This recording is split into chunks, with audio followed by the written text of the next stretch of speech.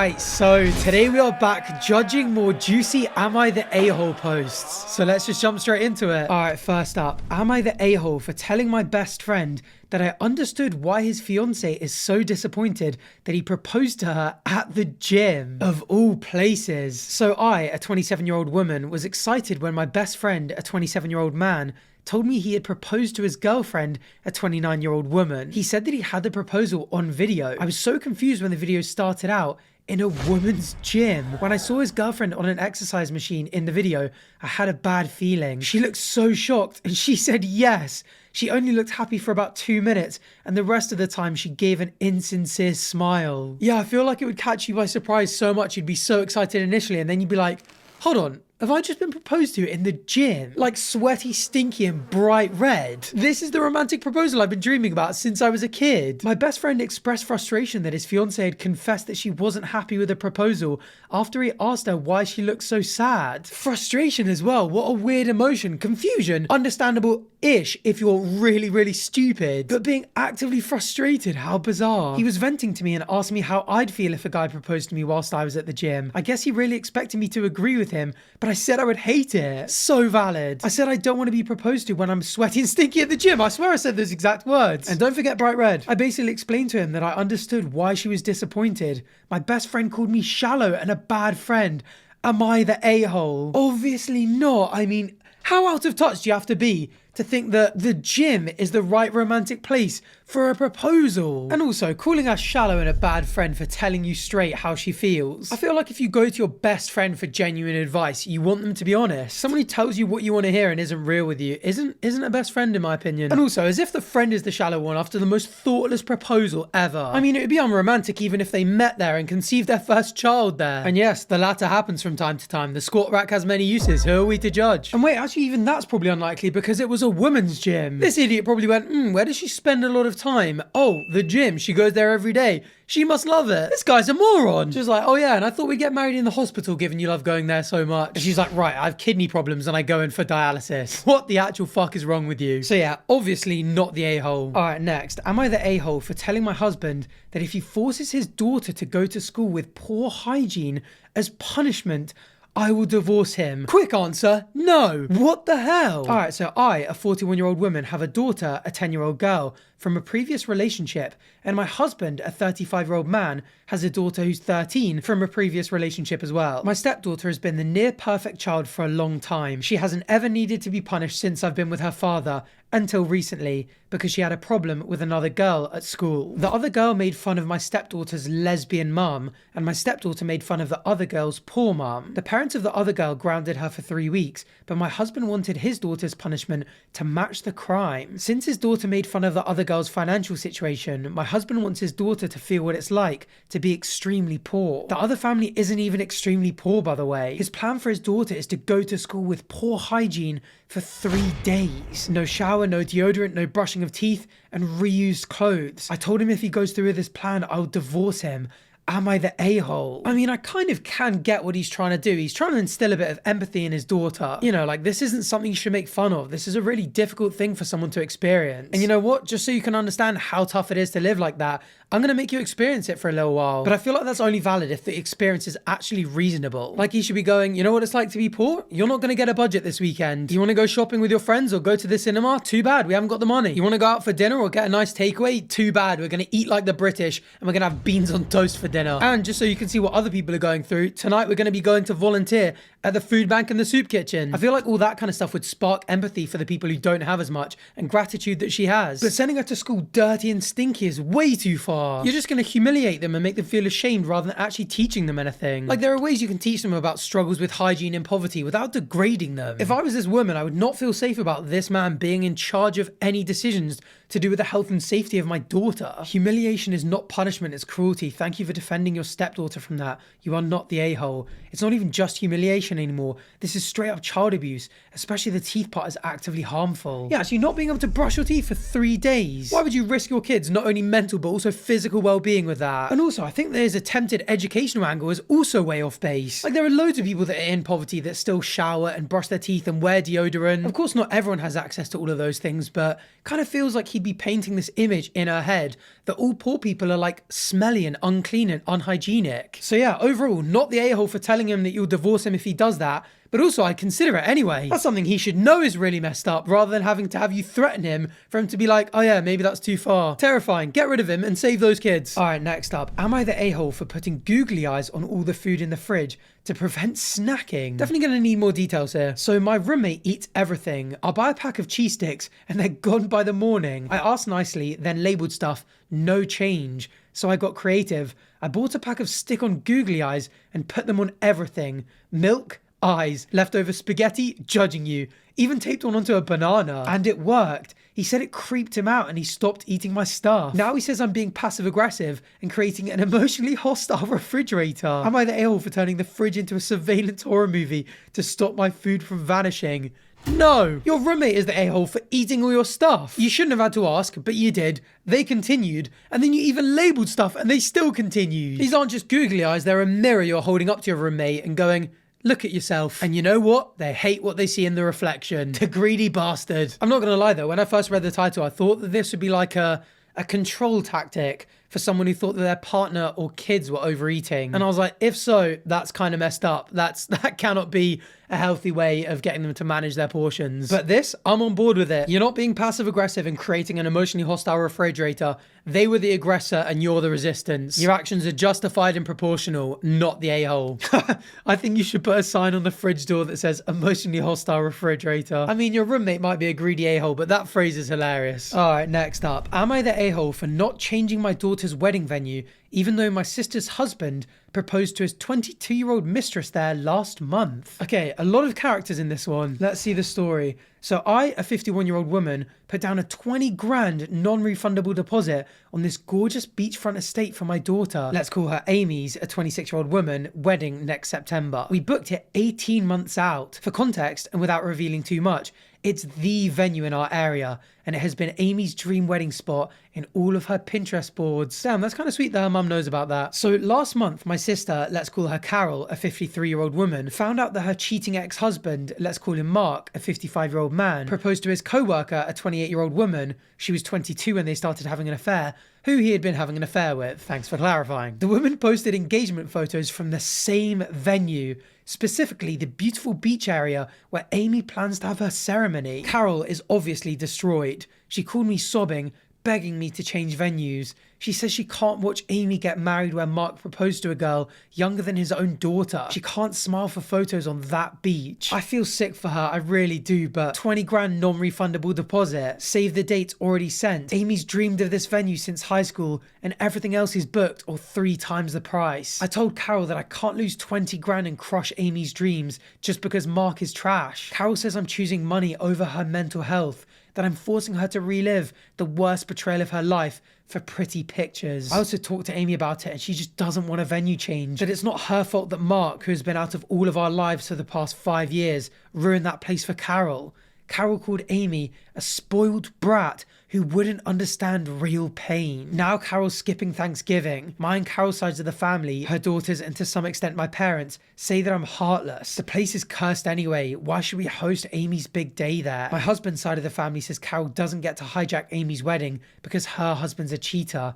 Am I the a-hole for not switching venues? Damn, that is an emotionally charged one. I mean, first of all, for Carol, that just absolutely does suck. Like, I just do feel bad for her. That having to go to someone else's wedding and watch them happily get married and having it all the while remind you of your ex and the fact that he engaged to someone else younger than his own daughter in the same place, it just would be shit. And I don't blame her for being like, this is going to suck balls for me. But at the same time, that's not Amy or OP's problem. I mean, it sucks to say, but when you're getting married, your own priorities come above your auntie's, or really anyone else in your family to a reasonable degree. Like, I can't lie, if Carol turned around and was like, I'm really sorry, I would love to be there for you on your special day, but it's going to hurt me so much, I'm going to spend the whole time crying, I'll hate it, I'll ruin the mood, I'm sorry I'm not going to come. I'd be like, you know what? I understand it. If that's your decision and you think it's best, it sucks. I would obviously love to have you there, but I would get it. And if you change your mind, even if it's last minute, you're always welcome. But Carol turning around and being like, you have to change the venue, even though it's your dream venue, and there's a 20 grand unrefundable deposit down. it's too much. I mean, I don't want to judge Carol too harshly because like, I can't even imagine what it would be like being in that situation and what all the emotions you'd be going through would actually feel like. So it's easy for me to sit here and be like, oh, I'd be way more rational because, you know, emotions can cloud your judgment, can cloud your thought, can make you do and say and believe things that are out of character and unreasonable. So yeah, I don't want to hate on Carol too much, but she's just doing too much here. I think you offer her sympathy and love and care and all that kind of stuff, but just go, at the end of the day, it's my daughter's wedding. She's got to come first here. But, you know, if you need anything, I'm always here. And just validate her feelings and be like, look, I know how much this would suck for you or will suck for you and sucks for you at the moment. But I'm sure one day you'll realize that this is probably the right decision. So to summarize, no, not the a-hole for switching venues. But let's not spend too much time focusing on Carol being the a-hole when the real demon within is Mark, that big cheating degenerate. All right, next up. Am I the a-hole for laughing when my wife fell and pooped her pants because I thought it was a prank? Oh my goodness. So I, a 33-year-old man, think that my wife, a 31-year-old woman, is genuinely funny, but her love for pranks and toilet humor can be a bit much. One day I was in the living room and my wife ran in holding her tummy. She slipped and fell. And then she said something like, crap, I pooped my pants. Everything about it seemed like a prank that she would do, from the double meaning phrase to the toilet humor to the physical comedy. Despite the fact that I dislike most of her pranks, I found this one funny, but it wasn't pranking. When I realized I tried to help her up, she told me not to touch her. What a bizarrely written sentence in the middle of a very weird story. She then sarcastically called me husband of the year for laughing at her. I explained, but she said I should have known it wasn't a prank because she did a similar one before and she doesn't repeat the same pranks. Am I the a-hole? This woman is so committed to her pranks. I love that she's got like a prank code of ethics. Like, how could you laugh at this? You know I would never repeat a prank. I pretended to shit myself once before. What kind of scoundrel would I be to do it all over again? You don't know anything about me, do you? What kind of sicko pretends to shit themselves twice? You make me sick. I mean, overall, like, what was she expecting? The fact that she's created this entire scenario before and been like, how funny would it be if he thought I'd shit myself? And been like, therefore that makes a hilarious prank. Surely she knows that that's funny. Of course he's gonna laugh. With these kind of pranks as well, like the more realistic it is, the more funny it is. Like the whole entire bit is them freaking out and being like, oh my God, you've literally shit yourself. Oh no, you haven't, it was just a prank, ha ha ha. The fact that she actually did is just even more hilarious. And you know what? Maybe she's not a real prankster because otherwise she would have committed to the bit. She could have easily stood up and been like, oh my God, it's a prank, look at you. Oh, I got your ass. And the husband would be like, I can see the shit running down your leg right now. And she's like, oh, it was all method acting. Look at your face. I got your ass. But no, she's not a true prankster. Ha ha ha ha. Not the a-hole. Your wife is just the girl who cried poop. This is exactly the kind of low stakes drama I live for in this Reddit. I'm on your side, though I would apologize for your wife that this happened to her in the first place. It's objectively funny when written out. Not the a-hole. And that is ultimately it. Shitty situation, unfortunate, but objectively funny. So not the a-hole. All right, next up. Am I the a-hole? I do not want a service dog to participate in my wedding. Interesting. Definitely gonna need more details here again. So I'm a 28-year-old woman and I'm getting married in the spring. I've asked one of my best friends to be one of my bridesmaids. She has a service dog for PTSD. I respect her dog and I'm glad she has it in her life. But my fiance and I don't particularly care for dogs and we've decided that we don't want her service dog in our photos or in the ceremony. Not gonna lie, as a dog person, I'm starting to worry that you're an a-hole just for the fact that you don't like dogs. Who the hell looks at a photo and goes, that's a really nice photo, but the dog ruined it? All right, that kind of did actually just remind me of this guy, Sam, brackets, ugly dog, the 3-time champion of the annual World's Ugliest Dog Contest in Northern California. Maybe if the dog looks like one of these guys, I can kind of understand it. But other than that, I'm not so sure. Let's find out more. So when I asked her, she got excited and immediately said that her dog could wear something to match the rest of the bridesmaids. That's when I explained that the dog could come to the wedding, but wouldn't be an active participant in the day. We don't want it to be in photos or in the ceremony. It could go to photos, but not be in them. It'll be off to the side for the 10 to 15 minute ceremony. And in preliminary discussions with our photographers, we've brought this up. Okay, I mean, if the dog's gonna get put to the side for 10 minutes, who cares? Again, I don't really know why you wouldn't want it to be in the ceremony or in photos, but your wedding, who cares what I think? It's all about you. She did not take it well. She called me an arsehole and ableist, and it was not a constructive conversation after the ask. She hasn't accepted my offer to be a bridesmaid, but also hasn't declined formally. Am I the a-hole? I mean, hard to tell really how bad her PTSD is and how much she needs this dog to be near her. Because I mean, if it's like, oh, you take that dog away from her for 10 minutes and she just really suffers, you're making things really hard for her. And again, although it's your wedding and your desires come first, I'd understand the friend's point of view a lot more than if she just likes the dog a lot and it doesn't really affect her that much if it's put to the side for 10 minutes. So I think that changes the severity of it to a certain extent. But overall, again, like, it's your wedding. I think you can just do what you want. Your wedding just is one of those days where it's all about you. And like, who gives a shit what anyone else thinks? It's all about me. I mean, again, within reason, you can't start sacrificing animals or orphans or something, or demand everyone gives you a gift worth $1 billion or something each. But within the realms of reason, I think you've got to come first. And if for whatever reason, unbeknownst to me, you don't want dogs there, that's your choice. Okay, we've got someone with experience here, so I'm probably going to get downvoted to hell, but I have a service dog. I was also a maid of honor in my BFF's wedding, and my service dog was sat in the front row with her family during the ceremony, and it wasn't included in the formal pictures. It wasn't a constant thing. It was 15 minutes here and 5 minutes there, and I could still see my dog and she could still see me. She still alerted just fine when I was feeling overwhelmed. It's not a huge ask to not have the dog be part of the ceremony. Just keep the dog in the front row and off to the side during formal pricks. I don't know why I read it like that. Obviously that said pics. Bride needs to decide if she's willing to take the chance that there'll be a meltdown because her PTSD may be triggered. Friend needs to decide the same. I mean, yeah, again, there, it just comes down to the necessity of the dog being there. And again, she's right. The bride and the bridesmaid both need to weigh up how important this is. The dog's still going to be there. It's just going to be to the side for 10 to 15 minutes. So yeah, from the information we have, perplexing to me, but not the a-hole. All right, next up. Am I the a-hole for telling my neighbor that she should check her husband and not me? So I'm deep cleaning my house when my neighbor shows up at my doorstep. She introduces herself, which is fine since she's new to the neighborhood, but then she drops a bombshell. She says that I make her feel uncomfortable. I'm taken aback since we've never spoken before and I've lived here for 13 years with no issues. When I ask what I'm doing to make her uncomfortable, she says that it's the way I dress whilst cleaning and that her husband has been watching me from their window. The horny little pervert. I look down at my outfit, a sports bra and shorts, and ask if that's what she's referring to. She confirms it. I'm confused and tell her maybe she should be concerned about her husband's behavior and that I'm not bothering anyone in my own home. I suggest she should check her husband because that's weird behavior. She gets mad and wants to cause a scene. Am I the a-hole? Does anyone else find the situation weird? I should add that I do have curtains blocking most of my windows, but I like a small gap for natural light, which I think is how her husband has been seeing me. This kind of scenario comes up quite a lot on this subreddit. The kind of like two people in a relationship clearly owe each other the loyalty and the respect to avoid their eyes wandering and all that kind of stuff. One of them gets wandering eyes, and then the person they're in a relationship has a go at the person they're looking at. I mean, again, I feel for the neighbor lady. Like, it would suck having your husband looking at an attractive lady in a sports bra and shorts across the road and being like, oh, you clearly have a little crush on our neighbors. Maybe he doesn't look at her like that anymore. Maybe she doesn't feel loved